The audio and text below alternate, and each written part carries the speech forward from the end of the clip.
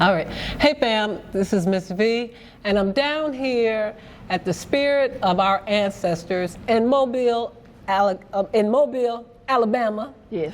And I finally can say Mobile because you know my favorite story is mobile. Oh, hello. They're like, it ain't mobile. It's Mobile. I tell that story all the time because it's like, okay. So I'm down here in Mobile, and we just saw this amazing play, An Ocean in My Bones. Mm-hmm. And I'm sitting here with the wonderful Ashley Austin. Hello, everybody. She plays the voice. She is the voice of the Clotilda, and she has a wonderful voice. I love your voice as the Clotilda. And we interviewed her last year, so now this is our follow-up. Yes. Now tell us, how has this differed for you, this experience from last year? All of the parts that have been added on to the play. Yeah, he switched some stuff up on us, he switched some, right? like with the dance scenes and the thunderstorm dances and the fire dances. Everything was different. We had some new people to join our cast, and the cast has grown, and we've just been grinding, and it was different because last year I was the production assistant. He elevated me to production manager along with being the Clotilda. I know, right? Yay! Congratulations. But just all of the research and all of the things that we had to do, like it's just so detailed, even down to the music. So he was like, I'm not giving them the same thing they saw last year. No, and we didn't.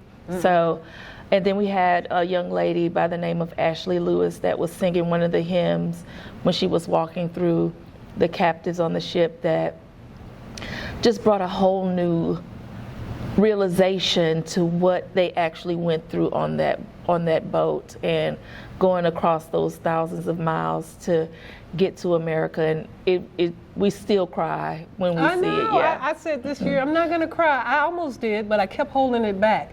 But let me ask you, do you have a favorite part this year? Can you pick a favorite part? I know that he really added in more detail. He colored more. So we got a bigger version, a better version of what really transpired on that ship and afterwards. I love all of the scenes, but the scene that gets me every year is when Matilda talks about when she was freed and how she walked 17 miles for the gentleman to tell her, all you N-words are from Africa, you ain't no different wench. And the power and the passion that she put into that speech, it just touches me. We cry every year off of that part, and she just does an outstanding job of it.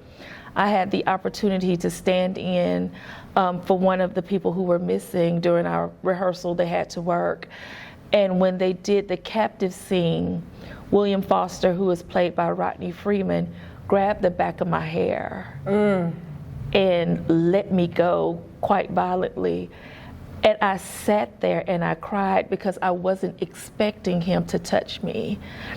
And that little grab, it felt like it broke me. But imagine what they went through. And I hope that we put on this production and we brought to life what happened during the slave trade. Yeah, well, the word that keeps coming to me about the Clotilda is resilience. Yes. How resilient these people were that were brought over here and stripped of everything their own, including the outer garments. Nothing. And they built this wonderful legacy called Africa Town from nothing.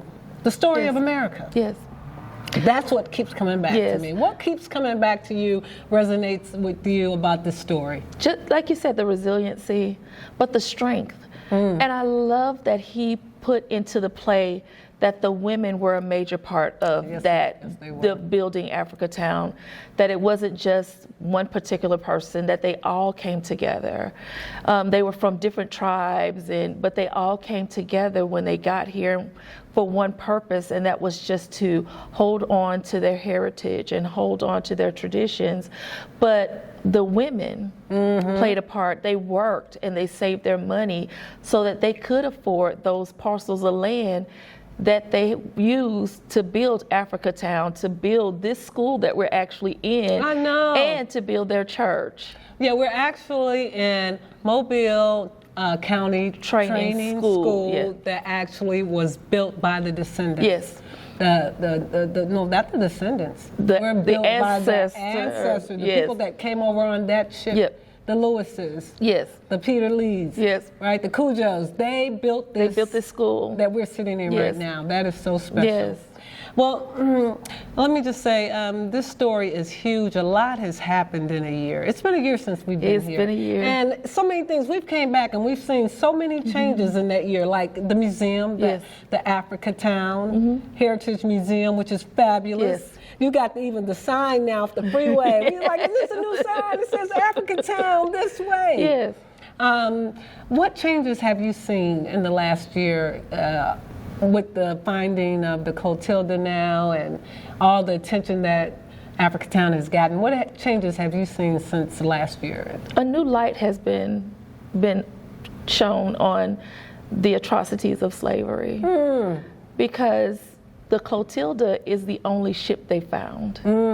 And for a long time, people were like, there are no slave ships, you know? But yes, it is. Yeah. And I think with them opening the museum and having this festival and all of that, it is bringing a new light to not just the atrocities, not just the slave trade, but the pride that these people have and the love that they have for their community.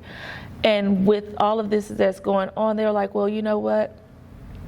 We've been holding this gift to ourselves. We want to share it with the world. And that's my next question and my last question.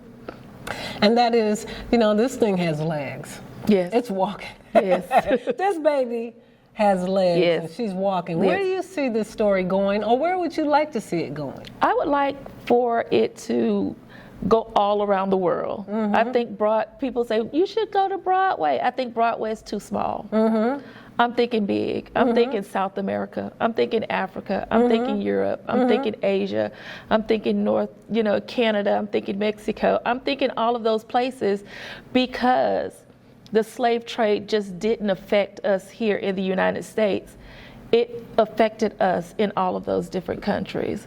So I think that people in those countries need to learn, and they need to know that all of the hardships and the horror that their loved ones went through, they are the embodiment of their dreams.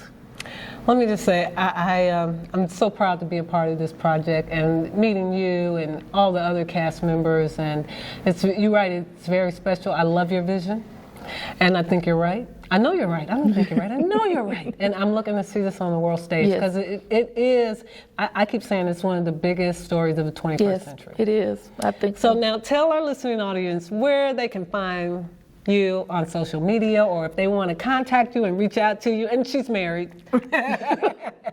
No, I'm kidding. No. She's not. She's not married. But if they want to reach out to you, yes, or they want to find you on social media, give them some information. You can find me on Facebook. I am Ashley Austin on Facebook, and I am Halani48 on Instagram. That's HILANI 48. And Halani means in the arms of heaven.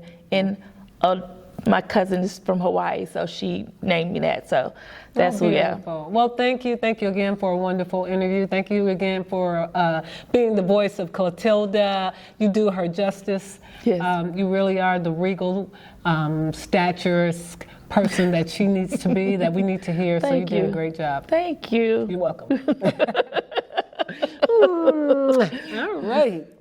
Peace out, Cleveland.